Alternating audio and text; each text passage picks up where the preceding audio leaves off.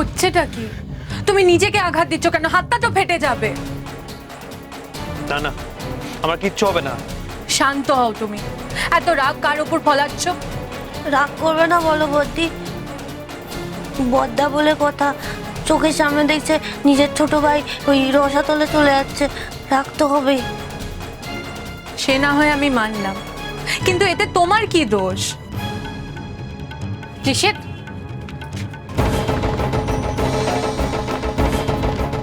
সব আমার দোষ, সব দোষ আমার। আমি নিজে কষ্ট করে আমার ভাইকে এই দোকানটা করে দিয়েছিলাম, আর তার ফল এটা দেখো। ছোট ভাইয়ের দেওয়া তার বড় দাদাকে মস্ত বড় একটা উপহার, বিশ্বাসের উপহার, অন্ধ স্নেহের উপহার। আমার এটাই প্রাপ্য ছিল গো। ছি, এই গলিতে আমার দোকান, শ্যামলের দোকান, আর আমরা কেউ জানতেই পারলাম না যে দেবল এত বড় একটা অন্যায় কাজ করে যাচ্ছিল। এই আবার কেমন কথা বদ্দা? বদ্দি তো কতবার বলেছে যে এই দোকানে মদের ব্যবসা হয়, তো এর জন্য বাড়িতে কত অশান্তি হয়েছে। একদম মিথ্যে কথা বলবে না। তুমি আর পলাশ মিলে নিজেদের মদের ব্যবসার কথা বলছিলে, আমি নিজে শুনেছি। এক বড় বৌমা যার সন্দেহবাতিক, ও তো কাউকে তিষ্ট হতে দেবে না। আমি চাই না ও দেবলের দোকানে আজ যাক। কিন্তু মা, মা, মা আমি তোমায় কথা দিচ্ছি, উষসী আর কখনো দেবলের দোকানে যাবে না। আপনি বুঝলেন না? ওই দেবল আমাদের সবার বিশ্বাস আদায় করে এখানে ভুলভাল কাজ করে যাচ্ছে, আর আমরা ভাবছি কি না কি। এর জন্য বেচারি বদ্দি কত ঝাড় খেয়েছে বলুন তো বাড়িতে। উষসী তো দোকান খোলার পরপরই আমাকে অভিযোগটা করেছিল, প্রায় 3 বছর আগে। হ্যাঁ, তখন থেকেই এই অন্যায় চলছে। মাঝে আমি যখন ট্রেনিংয়ে ছিলাম, সেই সময় কেউ বলার মতন ছিল না, তখন জাকিয়ে ব্যবসা করেছে। জেনে বা না জেনে ডায়না ওকে সাহায্য করেছে। করেছেই তো, আলবাত করেছে, ডাইনি বুড়ি সাহায্য করেছে। আমার না থাকা 2 বছর ওর কাছে খুব ভাইটাল ছিল। একদম ঠিক কথা।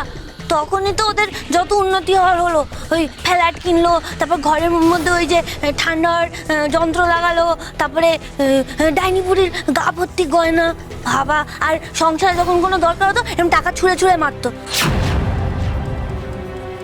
ওই টাকার মটমটানি দেখে তো আমরা একেবারে হেদিয়ে গেছিলাম। সব ওই সময়ই হয়েছে।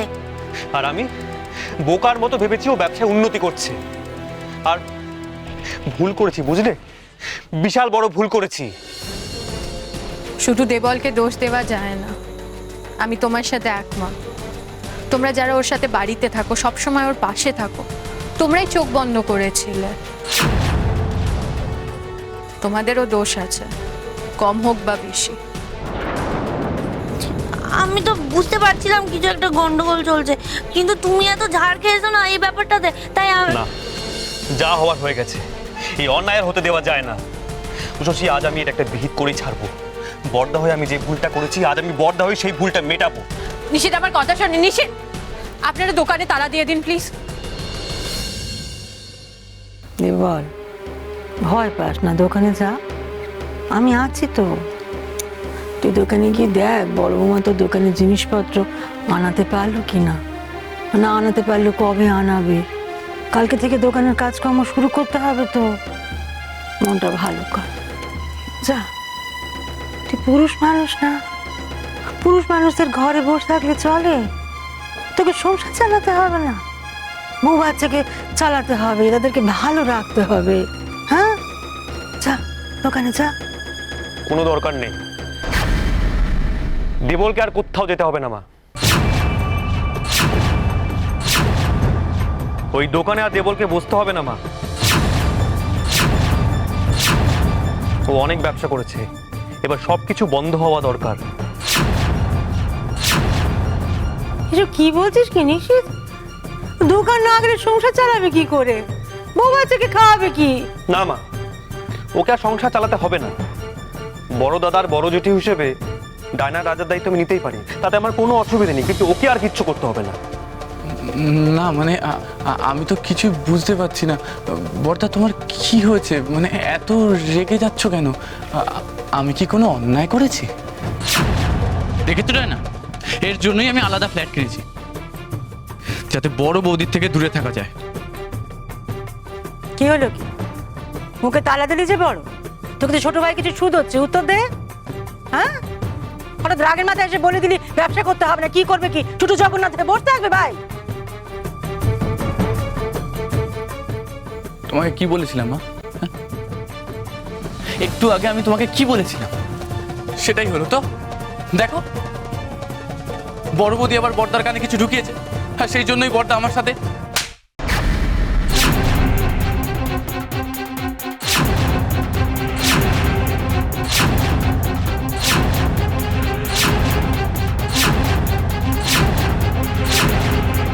ওই গো, রাতের খাওয়া কখন দেবে বলো দেখি?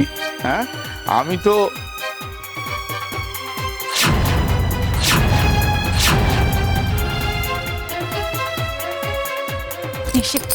নিজেকে সামলাও, রাগারাগি করে কারোর গায়ে হাত তোলো না।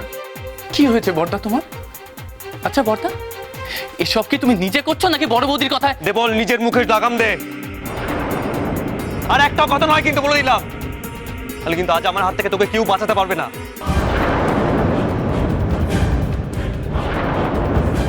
সর্বনাশ, বদ্দা তো আজকে হেব্বি খেপে গেছে। আজ যে কি হবে কে জানে, কারো রক্ষা থাকবে না। নিশিত, কি হচ্ছে? এরকম করো না, মাথা গরম করে কি লাভ বলো? মাথাটা ঠান্ডা করো। ওকে যদি তোমার কিছু বলার থাকে বলো, গায়ে হাত তুলো না। বলি ও নিশিত, কি হলো রে বা? এত রেগে আছিস কেন? এসব কি? তোমরা স্বামী স্ত্রী মিলে সব কি শুরু করেছো? দেবল কি করেছে যে ওকে প্রতি পদে অপমান আর অপবাদ সহ্য করতে হবে? আগে উষসী ওর গায়ে হাত তুলতো, আজকে তুমিও নিষিদ্ধা। তাই না? আজকে বড়দের মাঝে তুমি একদম কথা বলবে না। আজকে দিনটা পুরো আলাদা। কোনো ভুল করে বসো না, নাহলে সর্বনাশ হয়ে যাবে। আজ কেন? তুমি আর কথাই বলো না, একদম চুপ করে থাকো। দেওয়াল যা কাণ্ড ঘটিয়েছে তোমার আশকারাতেই ঘটিয়েছে, আবার কথা বলছে। বরের টাকায় ভারী ভারী গয়না পরে খুব দেমাক হয়েছিল, তাই না? কেন? কি করেছে দেবল? তোমরা সবাই মিলে কি শুরু করেছো আমি কিচ্ছু বুঝতে পারছি না। একটু পরিষ্কার করে বলবেও কি করেছে? নেকা, কিছুই বুঝতে পারছে না, সব ওনাকে পরিষ্কার করে বলে দিতে হবে। যত সব। কি দেবল কুমার, বলবো তুমি কি কাণ্ড ঘটিয়েছো? হ্যাঁ, এতদিন তো আমাদের চোখে ধুলো দিয়ে এসেছো, এখন তো সব ফাঁস হয়ে গেছে। যে ভয়টা পেয়েছিলাম সেটাই হয়েছে মনে হচ্ছে। আমার মদের ব্যবসার প্রমাণ পেয়ে গেছে কি বড় বৌদি, আর সেই জন্যই বর্দা সব জেনে এতটা রেগে গেছে। তোমার সব অন্যায় ধরা পড়ে গেছে। একদম ওভারস্মার্ট না হয়ে যা করেছো সেটা বলো, নাহলে তোমার বরটাকে আমিও আটকাতে পারবো না। কি হয়েছে বলো দেখি? হ্যাঁ, না আমি তো কিছুই বুঝে উঠতে পারছি না। এই তো বড় বৌমা গেল কে এক সাক্ষ্য সিংহনাকে তার অন্যায় থামাতে, এখন আবার এসে দেখছি যে দেবলকে নিষিদ্ধ মারছে। ব্যাপারটা কি? আমাকে শুধিও না ঘোষ মশাই, আমি বড় ছেলে বড় বৌমাকে মাঝে মাঝে ভালো করে বুঝতেই পারি না। কি বলে কি করে তার খেয়েই পাই না কোনো। আরে নিশিত, বল না কি হয়েছে? আমাকে বললে তো তোর কোনো ক্ষতি নেই। হ্যাঁ, বল না, তুই হঠাৎ রেগে গেলি কেন?